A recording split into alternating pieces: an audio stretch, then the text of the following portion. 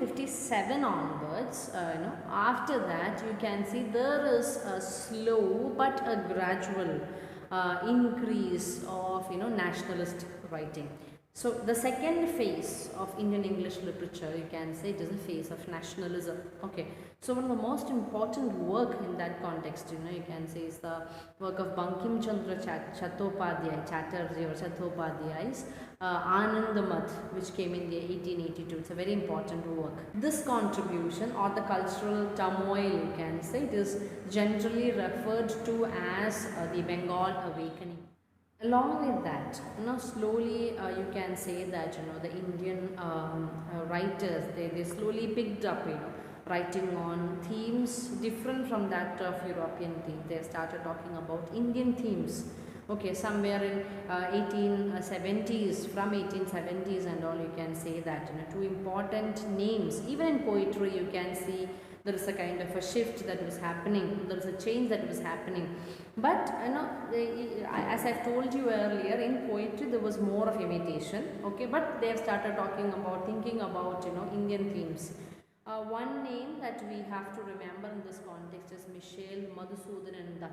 Okay, another is like Rangalal Banerjee, another name. Okay, they have, you can say, they have created an intellectual and cultural awakening in India. They have contributed to that. Okay. One thing I forgot in between, Bankim Chandra Chattopadhyay or Chattopadhyay or Chatterjee, he is also called as the Scot of Bengal, that you have to remember. Scot of Bengal means the Walter Scott, Walter Scott, he is famous for his historical fiction. Likewise, Bankim Chandra Chattopadhyay is famous for his historical writings.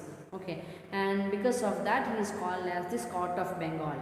So likewise, in the second half of the 19th century, especially in the last 2 decades of the 19th century, you can say there was the rise of novel. There were so many people who have started writing novels. Okay, novel as a form, it was British or you can say European.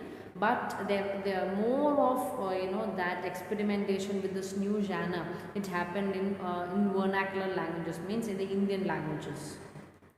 Some examples could be, we have Nanda Shankar Mehta, and then we have Samuel Pillai, we have Chandu Menon.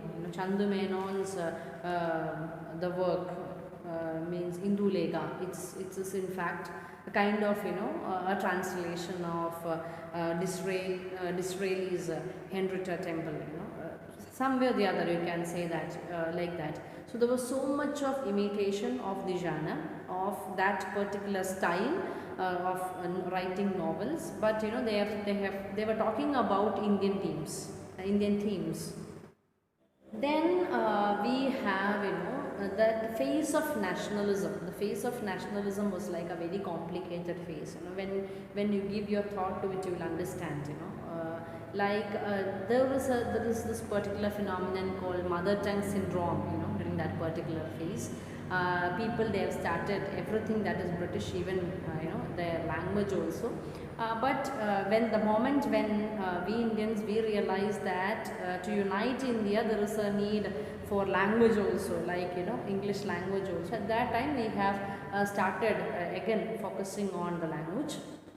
Then during this particular period there was less of poetry, as you know, less of novels also, and we were more focusing on prose writing, because this is like a tumultuous period in the history of India. Okay, and nobody is at the leisure of having writing poetry and writing novels. Everybody was in a way or the other, all the educated people in India who can communicate in English, they try to communicate to the masses about the struggle that we are going through, like that slavery, kind of slavery that we are facing right now through British rule.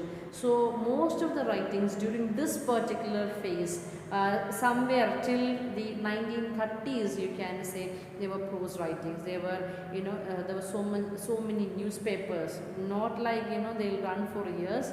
They might, with their first publication itself, they might be closed down. But there was so much of prose writing. There was so much of pamphlets, during this particular period, and lots of all the other genres, you can say. I am talking about Indian English literature. Okay. But there was some kind of short stories like that, it was there. In Bengal, you can say that some Renaissance type of movements were there. In Marathi, it was there.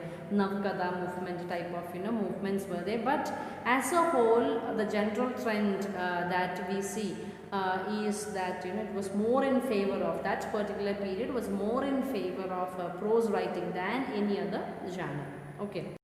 Quote Gandhi from his Hind Swaraj, it will be like this: to give millions a knowledge of English is to enslave them. The foundation that Macaulay laid of education has enslaved us, and a universal language for India should be Hindi. Okay, by Hindi, Gandhi always meant Hindustani, not just Hindi, any Indian language. So this was the trend in the nationalist phase, you can say, and there is a kind of a gain for mother tongue writing during this particular phase, or you can say vernacular Indian language writing during this particular phase. So that is in general about the nationalist phase and the post independent phase. We have different types of writers, and most of them were the most of that particular segment, it is in fact by it is in fact in the hands of Indian diasporic writing. Okay. But we have a few names, like one name that I forgot to mention, like that is Sarojini Naidu. She is called as the Nightingale of India. Okay, so likewise, though she does not belong to that particular period, post-independent period, but you can say that just when it came to my mind, I just mentioned it. Like that, but you have many writers from India also who have contributed tremendously to Indian English literature. We will go through the most important name that we have to remember in the post-independent phase is A.K. Ramanujan. A.K. Ramanujan is by birth, he was born in Mysore, but his mother tongue was Tamil, and he was writing in English. Okay. His most important work is The Striders, which came in the year 1966. So he has contributed a lot to Indian English poetry, especially the post-independent English poetry. We have Arun Kolatkar. He wrote both in Marathi and also in English. You can see that the most of the writers in the post-independent period, they were bilingual. Okay, they were using both their mother tongue and also English language. Okay. Then we have Dilip Chitre, another English writer.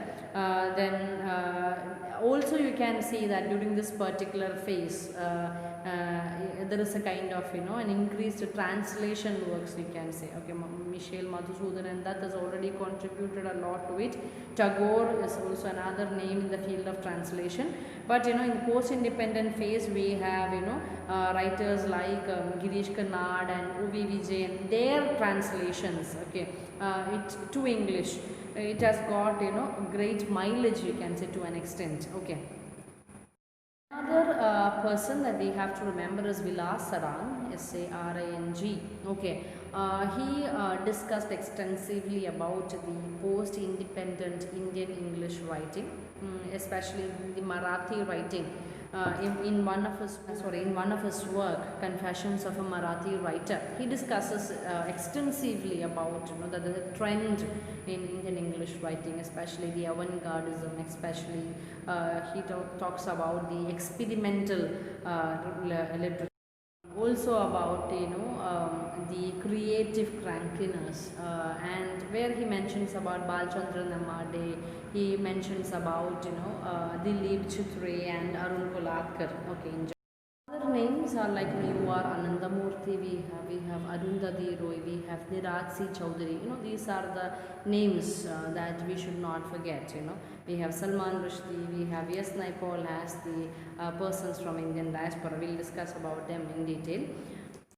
So we'll quickly go from the very beginning. The early writings, the first person that you have to remember is Raja Ram Mohan Roy. He has contributed extensively to Indian journalism, or you can say Indian prose writing. Okay, another two names, most of them, and mostly they have contributed to poetry, is Henry Thoreau and Michel Madhusudan and Dutt. The Hindu college age, you can say. They have contributed to that. Then we have the Dutt family, which includes Toru Dutt. Okay, we have Shoshi Chundar Dutt, then Govind Chundar Dutt, then Romesh Chundar Dutt, then Aru Dutt and Toru Dutt. These people, they have contributed extensively to Indian poetry, you can say, most of them. Okay. Then but you know that I have already given you like the details, like where we discusses about their contribution to Indian English novel also. We have another important name is Rudyard Kipling.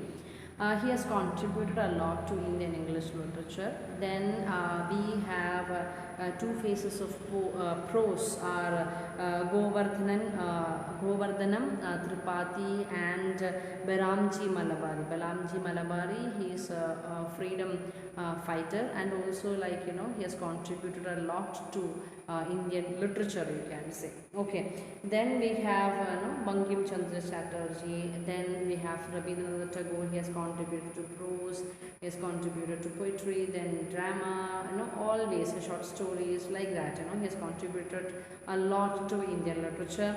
Then we have Sri Aurobindo, another important name, Aurobindo. Along with that, two women writers of the early 20th century, Sarojini Naidu and Cornelia Sorabji, two important names as women writers from India. Then we have, the nationalistic phase. We have the writings of Gandhi and Nehru. They have contributed to Indian English writing. Then we have Warrior Alvin. Then other set of novelists are Mulk Raj Anand, Raja Rao, and R.K. Narayan. Then we have Ahmed Ali, basically from Lahore, but again part of Indian writing also. Then Niratsi Chaudhary, as I've mentioned earlier. Other novelists are Ananta Narayan. Then we have Ruskin Bond, again about Indian team. Then Anita Desai and other set of writers, you can say. From outside India, one prominent name is V.S. Naipaul. Then after independence, we have, as I've told you, Nizam Ezekiel, an important poet. Then Dom Morris. Again Kamala Das has contributed to Indian writing. Then Arun Kolatkar, K.K.